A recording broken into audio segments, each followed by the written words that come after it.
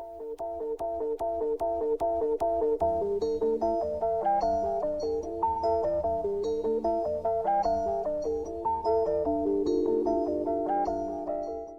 live in a world where headlines are written to grab attention rather than to clarify. Spin, selective framing, and deliberate distraction often cloud the truth, leaving people polarised, misinformed, or simply exhausted by the noise. Fact and Friction was born out of the need to slow down, strip away the theatre of contemporary media, and examine what's really going on when narratives clash. Every episode will dive into the points of tension, the friction, where fact meets spin, where evidence collides with ideology, and where competing truths are put to the test.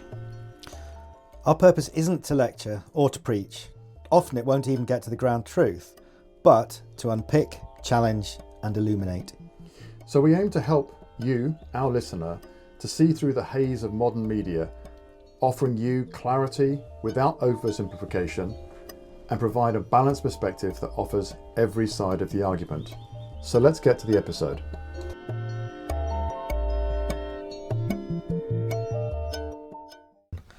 Hello, Harry. Hi, Sean. Here we are again on episode 6 already of Fact and Fiction. Yep. And this time we're going to be talking about what we call the silent war for your worldview. Yep. Now, if you recall last time out, we discussed how encouraging outrage is a highly effective business model. That's right. And a common thread in most of these episodes that we've covered so far is the emotional manipulation element of it. Yeah. And this episode is no different, although in this case we're going to widen the aperture, and the intent is not to make money, but how to shape or how it shapes how and what we think. Now, there's a lot in this episode, and forgive me if we do go over somewhat. If it extends too much, then we can turn it into what was a it, Sean, is if, as the listener will find out later, because we don't know yet, if this ends up being longer than our average 25-30 minutes, we'll split it into two episodes. I do think this is a really important topic, though. As you say, it is about looking now at the more deliberate attempts to manipulate an audience, which we all are.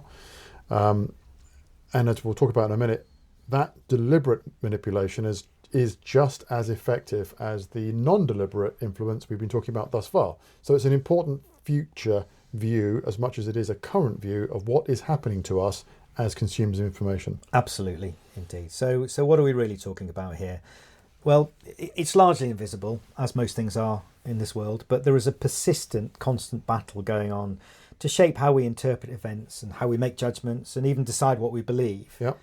And it relates not just to politics or issues of high strategic importance, and which it does, of course, but many elements of governments, corporations, activist networks, and even ideological communities.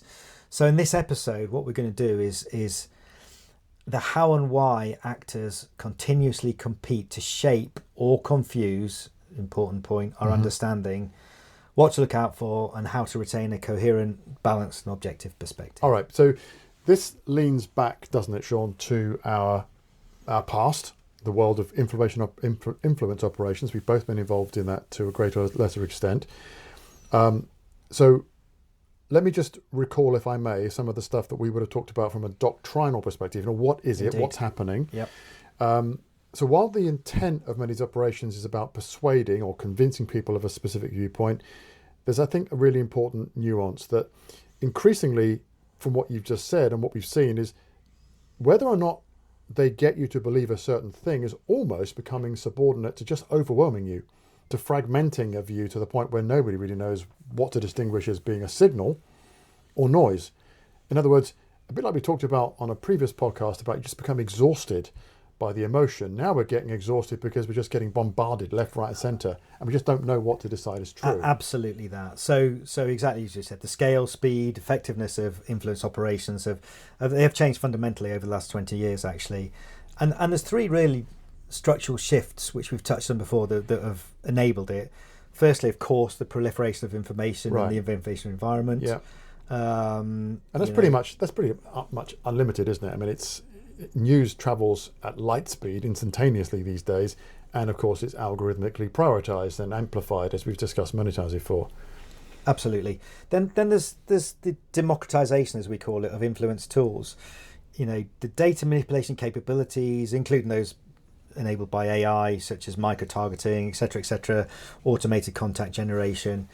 They've all proliferated, and that's lowered the barrier to entry in terms of anybody can do it now. Yeah, I'm just thinking about the very fact that the listener is listening to a podcast that previously, probably go back 20 or so years, podcasts would have been a thing that pretty much only large corporations did through radio media. And look at us, we're sitting in a studio and we're creating a podcast which will broadcast to the world who wants to listen to it very, very quickly. It's something everyone can do. We have really made the cost of entry to this market of producing information much, much lower than it ever was before. Absolutely, and that's a good example, actually, the fact that we can so easily do these, now. And then the final point probably on this is actually the strategic value of information advantage. Now, we talk about information advantage quite often in the military terms, don't we? In terms of those who have got the most information, tend to do better. But it's more than that. So the contemporary competitive environment, if you want to call it that, is really heavily reliant on shaping perceptions as opposed to knowing stuff. Yeah. And it's worth saying that the information operations are relatively, in the whole scheme of things, low cost, scalable, often deniable as well, and persistent. Yeah. So that makes them attractive not only for military capabilities and politics, but also for corporate strategy. Absolutely. So before we go on to talking about what we think might be actually contested, let's just ensure that we're all clear about what it is that we're focusing on here. So we've talked to date in the episodes about this influence that is happening to us all through a variety of mechanisms. What we're talking about here now, unlike the previous podcast episodes, is a deliberate attempt to influence our understanding of the world around us. And that is a significant shift, and it tends to bring into play those state and non-state actors, the corporates that are out there, nefarious or otherwise, who are trying to get us to see the world a particular way, or maybe just confusing us so much we don't know what to think of the world around us. But what are we actually fighting over? What is the actual contest that's actually at play here? Yeah. It used to be, of course, about spreading false information or Propaganda influencing... and stuff. Yeah. Propaganda, yeah, exactly. Influencing audiences to adopt a particular position. But that framing, I would suggest, is now far too narrow. Yeah. I think we're talking about less a contest over individual facts and opinions and more a competition over the, if you like, the conditions under which people form beliefs in the first place. Right. And there's three elements to that. There's probably more, but three that come to mind for me is like, what is it that's captured your attention? Yeah. More importantly, or a deduction from that, is how you interpret particular events, and therefore how confident you feel in the conclusions you come up with. Right. So in other words, modern influence campaigns don't often seek to convert you from one viewpoint to another. Instead, they aim to shape the cognitive environment itself. So increasing your emotional reaction, reducing your analytical scrutiny, undermining shared understanding, actually, and then ultimately that leads to eroding And as confidence. we'll talk about, Sean, that's important, right? The context in which I see a piece of information affects the way I am drawn to the piece of information, how I interpret it, how I understand it, particularly how I feel about the so what value of that piece of information. And I'm sure we'll talk about that later, but fundamentally, isn't that the contest between not necessarily just truth and non-truth, but between one worldview and another worldview? If you wanted to pretend that authoritarian countries were better than democratic ones, or that democratic ones were better than authoritarian ones, you would want to create an environment where you would automatically understand one to be better than the other by the way you've set up the context, the way you've set up the environment, and then you present a series of events that reinforce that over and over again. But we'll talk about that, I'm sure, in a moment. This sense of the context is what I think you're talking about. Absolutely. Here, setting the context. Yeah, indeed that. All right, so let's just delve into those just a little bit more then. So let's take attention first. And we've talked about attention a great deal in the earlier episodes. Grabbing attention spans, which are finite, we can't all be awake 24/7, makes it a very commercially valuable digital environment. We know that. Social media platforms are designed for it, engagement optimization, algorithms. We talked about all these things before. But there are, therefore, structural incentives for that emotionally charged, controversial, novel, or identity reinforcing content. That's what we were talking about up to now, isn't it? Yeah, indeed. So basically, instead of doing the commercial, commercial element of it, substitute commercial gain, if you like, for propaganda. Right. So now we've got your attention. Once we've got that attention, we've said the next thing is to get you to interpret it in a certain way. Two people can see the same thing and then derive entirely different conclusions depending on the context and the framing, where they were before they saw it, what they've been told before they've seen it, and so on. That's what we're talking about in terms of the influence over interpretation, right? Absolutely, yeah.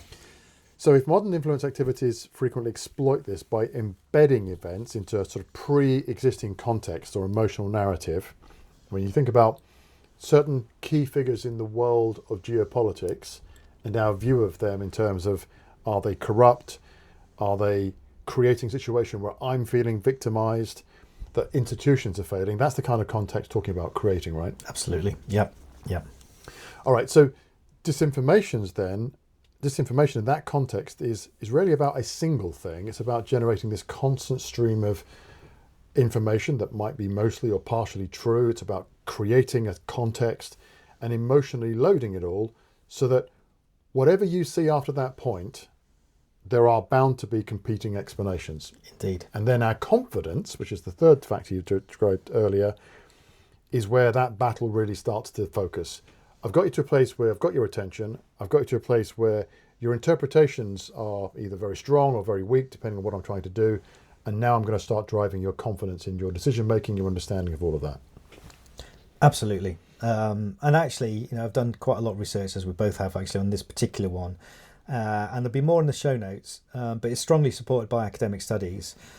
Just one, for example, the Reuters Institute for the Study of Journalism repeatedly documents declining trust in news media, increased news avoidance, where audiences are deliberately disengaging because they find the information environment just too overwhelming. We talked about that, I think it was in the last podcast, where we talked about the fact disengaging, but in that environment, we were talking about disengaging because of the emotional exhaustion. Yeah.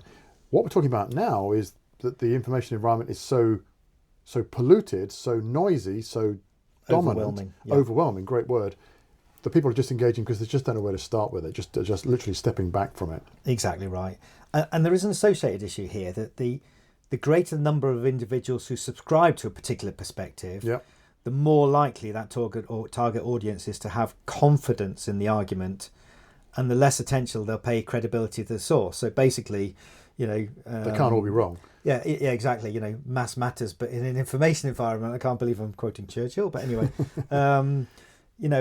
and when the message received comes from groups or sources to which the recipient already belongs or, has an affinity to, if you like, this further increases the level of trust and reduces the incentive to verify the source. Yeah. So is this where that group dynamic, that tribalism we talked about before, starts to take root? That I'm a member of a particular view, a group who hold a view, and that group are now saying something about this topic. I'm more likely to believe it just because it's come from the group I identify with. Exactly that. Right. Yeah. So I think there's a key takeaway here that these factors matter because distrustful politicians are hard to mobilise. Now, we can discuss the politics and the geopolitics of all this another time, but essentially democracy demands we get to some level of consensus, and that if we lose consensus, we become slower at getting decisions made. We become more fragile, more prone to bad reactions to crises. And that becomes more and more difficult over time as we lose belief, trust in the institutions that are there to run and maintain a level of equilibrium in our democracies. So I think the importance of this topic is that if what's happening is that societies like democratic societies are just losing trust in the democratic institutions, in the people that are running those institutions, then we become increasingly vulnerable to not only the falsehoods that are being bombarded at us, but equally we don't actually know where to start finding the truth. I think that for me is the key issue here. It's a democratic survival that we're talking about. It is, and this is actually the aim, is that erosion of coming to any sort of truth. That's actually the intent. It's sometimes known as flooding the zone, actually, which refers to deliberately overwhelming your target audience by creating such an overload of information and misinformation and disinformation that we've talked about before, that you lose the ability to clearly identify in what is real. The term itself, just an aside actually, is generally attributed to the current US President's former chief political strategist, Steve Bannon, 2018, and he used it to describe his political strategy in which a political figure aims to gain media attention, disorientate opponents and distract the public from undesirable reporting just by rapidly disseminating large volumes of newsworthy information, regardless of whether it's right or wrong. Now I'm going to step around the temptation to get into a political conversation here, and not because Steve Bannon was the man he was for the current president, but because I want to keep this in the objective lane of understanding a dynamic that's at play that we're all seeing and feeling, whether we realise it or not. Yeah. Now, I do recall when we looked at the model, you and I, in the research around Russia's engagement with the invasion, of Georgia, that we think actually the tactics, the propaganda tactics that we're talking about here, were in some part designed and perfected in that particular campaign, or the information around it. Yeah, totally. So flooding the zone really derived from the RAND study, the fire hose of falsehood, which describes propaganda tactics, and as you quite rightly say, Russia are the masters of this since the invasion of Georgia. And again, the key characteristics, very similar of the model that they describe, were it needs to be high volume multi-channel, so many different outlets, including mainstream social media, all the things that we know, to deliver similar messaging, particularly effective, but it doesn't have to be similar. But it just, if it is similar, it leads to recipients thinking, well, hang on a minute, I've seen lots of different sources, so I've tried to be objective. It's all saying the same thing, and therefore it's more credible. Right. And then add on to that is your the speed and the continuous and repetitive nature of it, and again, human nature, where messages are repeated frequently and updated in real time, important. Content is more likely to be believed. Repetition is definitely a key driver in terms of belief systems. We've not talked about that much in the recent podcast, but we'll do so in the future. For me, one of the challenges this creates for us is that we've talked in the past about taking a sort of a multi-source view of a particular story. Go and find different platforms' view of the same story, we said in earlier podcasts, to get a view of what might be an influence. What we're saying here is that in the mis and disinformation environment, it's very likely you'd find multiple sources saying exactly the same thing, which would reinforce the belief that what you are hearing is true. So what we'll need to do in this conversation today is help the listener get past the first fallibility of the tradecraft, multi-source, to a place where they can nonetheless still find a degree of truth. Because without it, we're really in a difficult place. Yeah, absolutely right. This goes again back to my roots, where circular reporting. Beware of circular reporting. I think it's worth at this point, because this is getting quite deep, but maybe come up with a few examples. And I know we're going to come up with a couple of brief case studies, but for me, the example I think is a really good one was the reporting of the alleged Israeli missile strike on the Al-Ahli hospital in Gaza, October 23.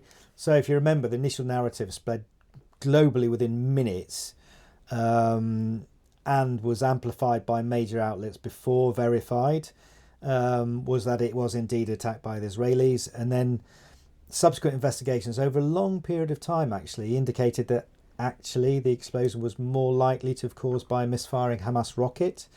Now that received a little bit of attention, but much less. And even today, if you start having a look at, okay, what happened there, there's significant uncertainty about what actually did happen, even though it's almost certain that it was this backfiring rocket. Just to step back from that, though, to go back to what we said a few minutes ago, context matters here. It does. So if there were a conflict ongoing and there were a number of incidents in that conflict which could be described as contentious, and then another, quote, contentious event occurred, it is not difficult to understand why the assumption would be that the same causes of the previous contentious events were the cause of this one.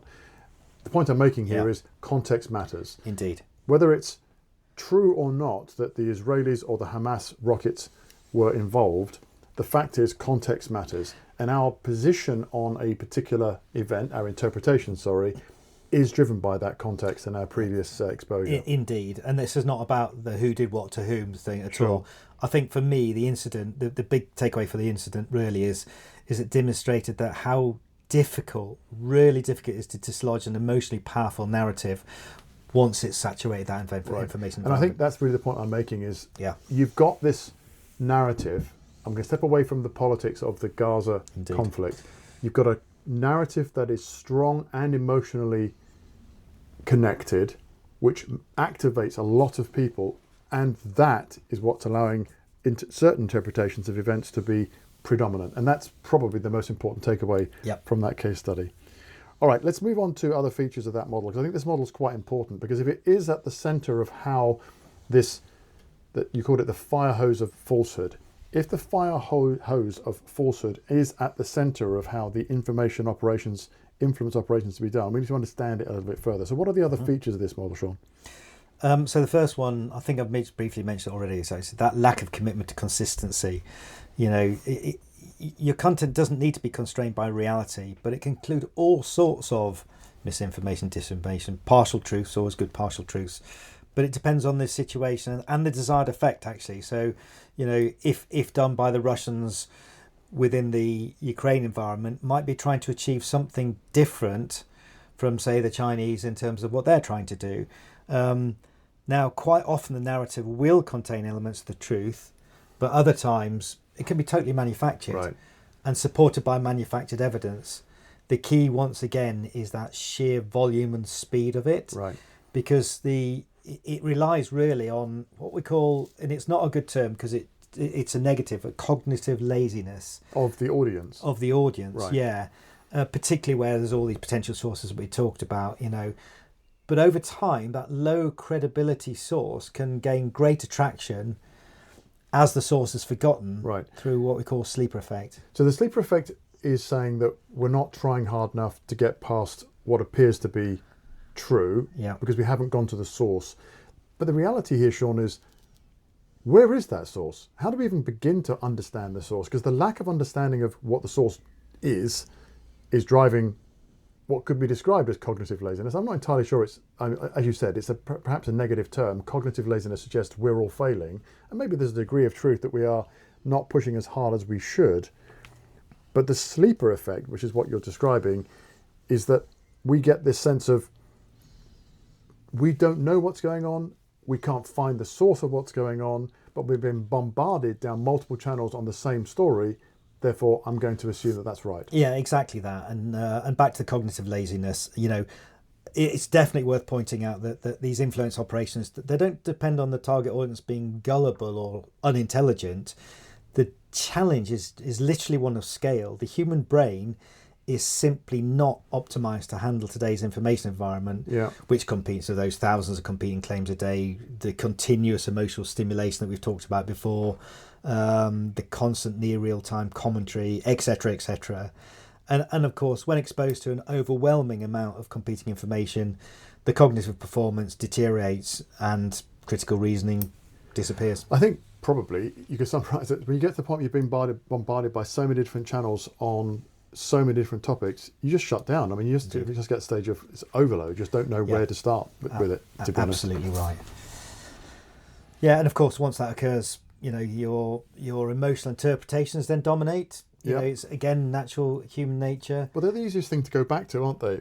In the absence of anything really tangible and factual, objective, what's left is just your emotional reaction to things, your instincts, your personality is going to start to get in the way. Yeah, indeed. And just back to what we were saying before as well, that this illusory truth effect, as is known, that contends that repeated statements just feel more believable over time, regardless of whether they're true or not, because repeated exposure increases your cognitive comfort, I think they call it. That's the easy mistake for truthfulness. If you think about it, though, again, at the risk of criticizing an audience, which we've already said doesn't have to be stupid or gullible, if you hear something from enough people, particularly including people that you consider to be friends and that you trust and so on, if you hear it enough from different organizations, different places, eventually you've got to believe it's true. No smoke without fire. Yeah. There has to be some element of truth in this story. Indeed. There has to be. And it's back to your analogy, I think it was on the last episode even, where you start talking about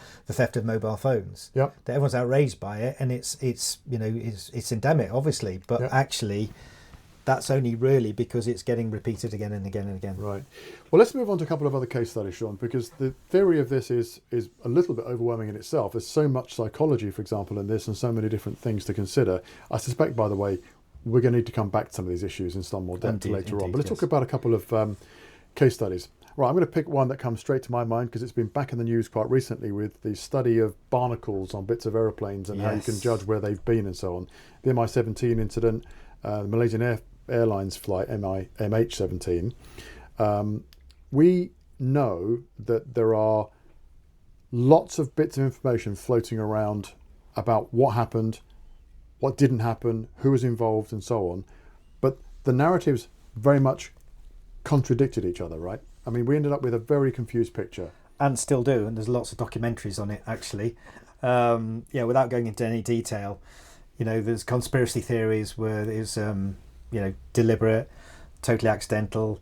There were CIA on board, Russians on board, you name it, and you can, and the places, the information environment is saturated, absolutely saturated. Yeah. So choose what you want to believe, effectively. Yeah, I just realised I've confused the two airline crashes, but that just goes to prove how overwhelmed I am by the information. Yeah, sadly, there's three events that were all Malaysian Airlines, so it's quite easily done, to be honest. I'm sure there's a conspiracy theory about that as well. Yeah, there is, absolutely. But that's still a very good example, actually. So I was going to mention the MH17, which was the shoot down one, but the same applies. Yeah. That depending on what you want people to know. And there could be anything back to your example about, did they want to pay out lots of insurance or not? Or did they want to have a scapegoat? Could it have been some sort of, mechanical failure? Yeah. Take your pick, really. The example I like is the COVID-19 origins, which is ongoing. It's a fascinating subject. It's a debate which is a really good one on how contradictory narratives emerge spontaneously, basically, but also over time and get reinforced over time. And, you choose again which narrative you prefer. So the zoonotic spillover was one of the early ones. The laboratory leak, I think, was the laboratory leak. Deliberate release was sort of perhaps on one end of the in the scale, and a lot of them contain elements of plausibility, but some were very much selectively amplified by state and non-state actors. Yeah. But the cumulative effect of all that, of course, is that there's a highly polarised debate that even today has resulted in confusion and uncertainty over where and how COVID-19 originated. Well, when you think about it, though, let's just pick on COVID-19 just for a second.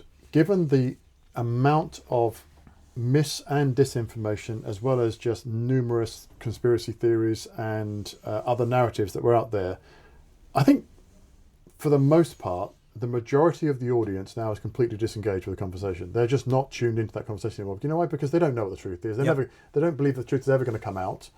So they just get this. The outcome is disengagement. Absolutely right. And that's not only often the result; it's often the primary intent by the protagonist. Right. That goes back to the democratic values thing, right? We disengage the democratic absolutely, process. and that's a real concern for me because, by definition, modern democratic societies rely heavily on active participation, trust, all those good things. Yeah. And they don't need to be fully persuaded to become fractioned, weakened, just less confident, coherent, and more, one of my favourite words, cynical, of which I think I am one of those. And there are clear advantages to that. Well, you see the word cynicism come out all the time in one way or another, particularly around political engagement. And I don't mean the politicians now, I mean the voting public and their disengagement. I hear with some horror how frequently now elections see decreasing participation from the voting public, the eligible voters, which I'm sure is driven by many things, but I'm just wondering whether we've got to the stage where our lack of trust in the democratic process, the lack of trust in the institutions of democracy makes it to the point where, I just don't know where to start anymore. I'm just going to disengage with it. And maybe, just maybe, if that's a deliberate outcome, a strategic outcome from some key state actors, then it would appear to be working. It really does. So I'm sure you, like me, have heard many times people just friends in the pub, classic example of, if you conclude, and quite often does that, well, everybody lies, particularly politicians, Yeah. nothing ever changes, Yeah. it's impossible to determine the truth anyway, then you're just not going to participate anymore. Yeah. And I think it also means that the lack of trust in those that need to make decisions, sometimes at difficult moments, like in crises, the lack of trust in them means that they must have to spend a great deal more time convincing us of what they intend to do, because we just don't believe them, we just don't trust them. And you end up with a situation where our response, our collective response to the crises, is reduced. We're fragmented, we're distrustful, and I think we've seen this perhaps with the COVID-19 pandemic. Yeah. But before I get too deep into that, because that's starting to feel like we're going to get politicized, I want to avoid that. It just complicates the health response. It complicates the institution's ability to respond when we have so little trust in them. We just don't believe what they're saying anymore. Then it slows them down. Yeah, and that's another real worry for me, actually. This is quite a depressing podcast, really, isn't it? But well, we're going to come to the what we can do about it in a minute. But I think it's important we indeed. understand that these things are in play. Absolutely. But one of the concerns I've got is grey zone warfare. In other words, that level of warfare that was happening by Russians and others below the line of war, where, you can talk about it all you like, but if it's, and there's a real balance to be gained, is that if people don't trust what you're saying because they think you're saying it for political reasons, if we have to respond, and it will take a whole society response, then you're unable to if you don't trust what you're being told. Right. And that's where the disengagement comes in. So I think we're just going to put a line under that for now. But essentially what we're saying is that cynicism, that lack of trust, creates passivity. We end up with people just not engaging. And as we said a moment ago, democracy relies heavily on active participation, as well as trust, as well as collective decision making. All right. Given how cheap, scalable, deniable, and easy it is to generate this disengagement strategy, this ability to influence a community to the point where they just want to disengage, let's start talking about what we can do about it, Sean. Let's move this conversation to the so what can we do? Indeed. So actually, the positive, coming on to the positives now, is that the modern influence activity doesn't actually depend really on sophisticated messaging, or particularly on technology and techniques, but just on exploiting predictable human behaviours, such as the passive consuming and reacting emotionally before analytical. And we can do something about that. Right, and we've talked about that before, right? Yeah. The fact that we've identified we're being emotionally engaged is something we've talked about in earlier podcasts. Well, if we can see that we are being engaged and being, we use the word forced, let me step back from that. We can detect in ourselves a level of emotion that just doesn't seem to be explainable. Just where's this emotion coming from? If you can detect it, see it, then you can pause, slow down, frankly, add some friction to the process. And that in itself reduces the effectiveness of these kinds of influence operations, right? Indeed. And those little small behavioural adjustments can actually materially improve resilience as well. And so the second thing on that, in terms of how you counter it, is back to it's not quite tradecraft, but it is looking at things with a dispassionate, objective view. Can you separate evidence, information, fact, if you like, from narrative? So one of the most important analytical disciplines that we can have, and everybody does it, whether you know it or not, is distinguish what is known from what is being implied. Yeah. So the modern information environments, they do blow this constantly, quite deliberately. So you might see a video clip that is absolutely genuine, but the interpretation, the talk over, if you like, may not be. And actually, influence operations frequently rely on that selective content, framing and omission, rather than outright fabrication.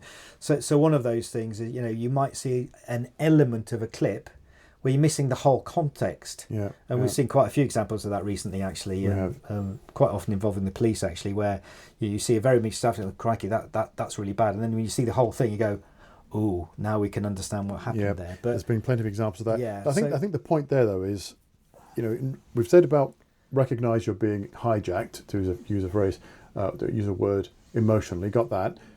Now we're saying you need to separate what you're seeing from the interpretation you're being given. Yeah, indeed. And that interpretation you're being given has to be questioned.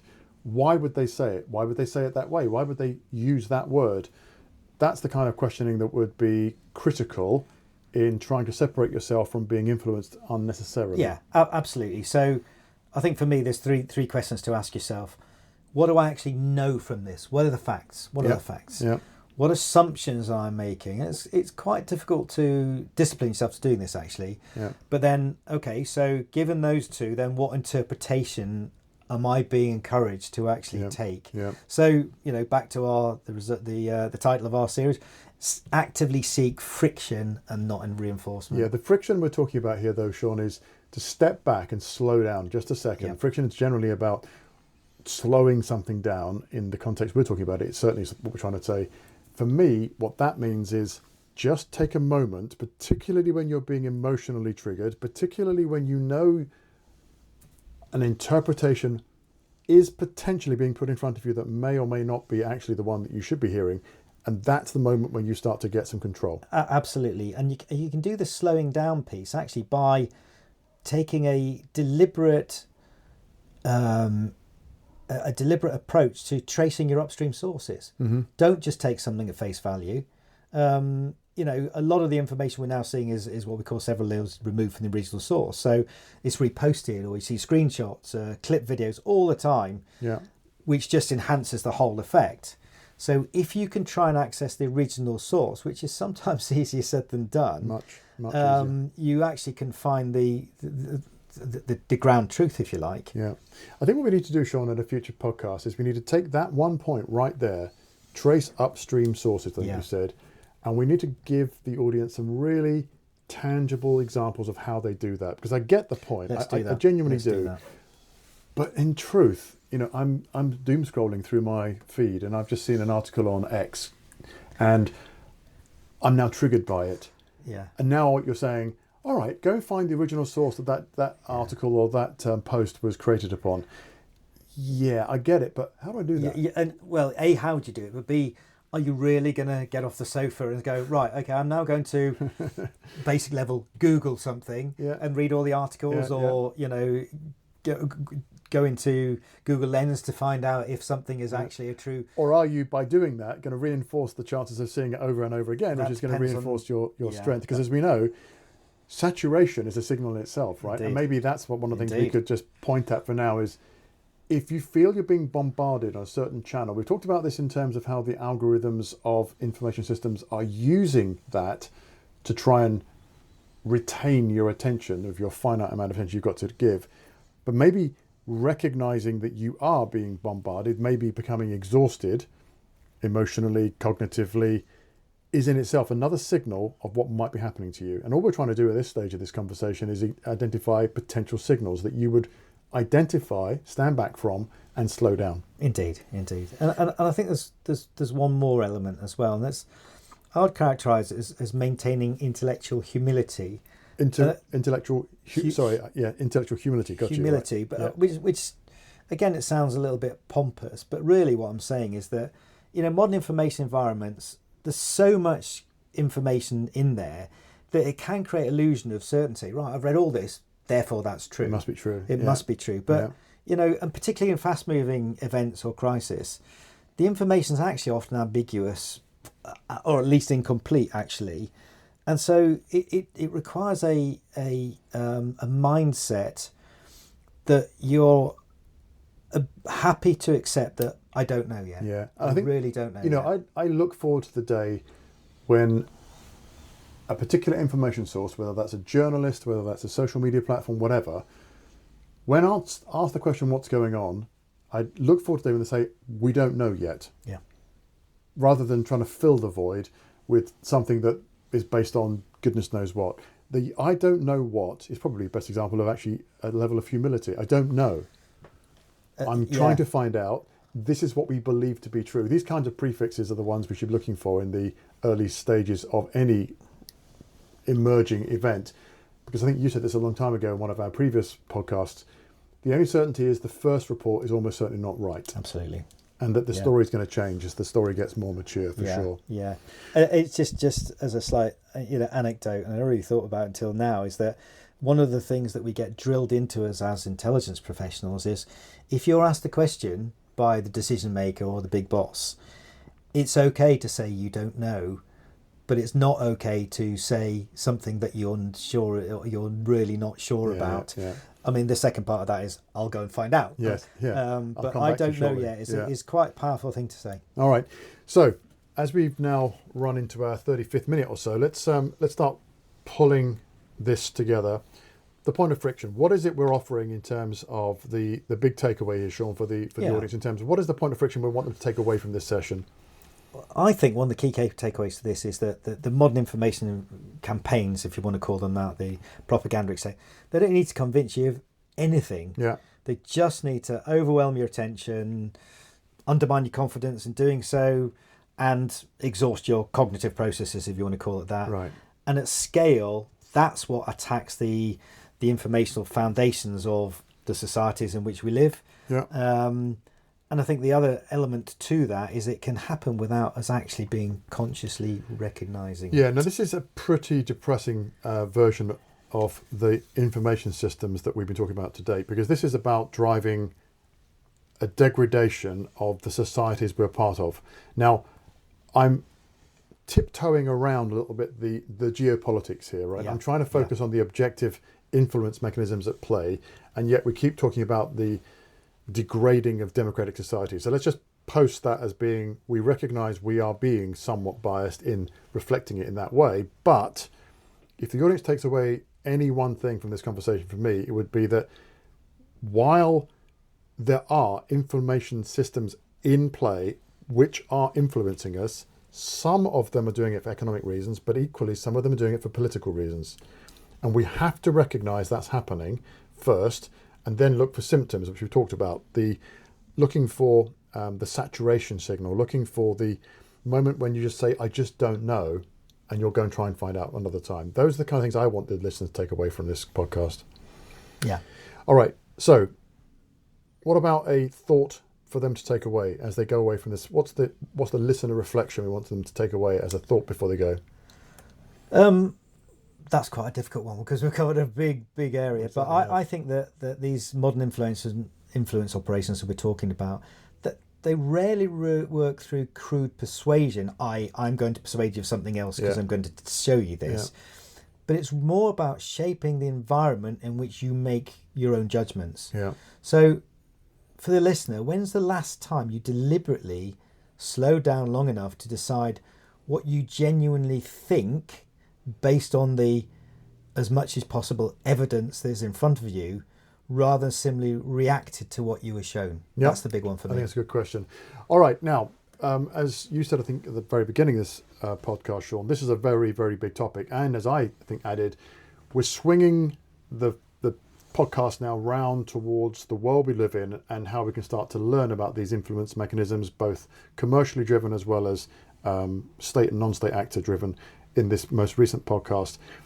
I think we need to start to drive the conversation increasingly down those channels towards this sort of practical application of understanding what this means to us in a so what can I do about it way. Now, I think the next episode is the hidden cost of convenience, what you trade without noticing. When you think you're being very effective and efficient with your time and you give away so much about yourself, that sounds and feels convenient, but what else are you giving away? I want to give the audience an understanding of what it is they trade of themselves when they think they're finding some convenience in driving the way they work with information systems. But we'll talk more about that later. So auto logins, auto fills, voice assistants, all those things we haven't yet touched upon because they're all part of how we control the information systems that we're getting involved in. All right. Now, we said at the beginning, we apologise for being slightly longer than average. That was probably a bit longer than we intended, but there it is. I think the last thing I'll say on this podcast, Sean, before we say goodbye to the listener is there's probably about 5, maybe 10 things in that podcast alone that demand greater scrutiny. But the one that I walk away from this podcast with is a sense of, so what do I do about it? Yeah. What am I actually going to be able to do about it going forward? Because that's the bit that I want the listener to hear. And worth actually reaching out to the listener saying, we covered a lot of ground here, obviously. There's a few things that we really want to revisit. What do you want us to revisit? And for the listener, we are starting to get questions coming in to us on this. If anybody wants to send us any questions, in the show notes you'll see a link. But in case you don't get the show notes, support@lumini, which I'll spell, support@lumini.com, we'll get to Sean and I, and we'll get back to you with our answers where we can, or certainly cover that in another podcast episode. And Lumini is the name of the organisation we're a part of, and it's lumini.org. Support@lumini.org. What did I say before? Lumini.com. That's right. Did I? Yeah. I've been influenced. That's something by that. entirely different. Lumini.org. Thanks, Sean. And thanks for listening. We'll speak to you again soon. Take care. Bye-bye. That's it for today's episode of Fact and Friction. Thank you for listening. If you found this useful, follow the podcast for more, or go to our website, lumini.org. We really would welcome any questions and feedback you might have. And if you'd like to go deeper, you'll find links to the research and the show notes in the episode description. And as always, stay curious, question the noise, and we'll see you next time. Thanks.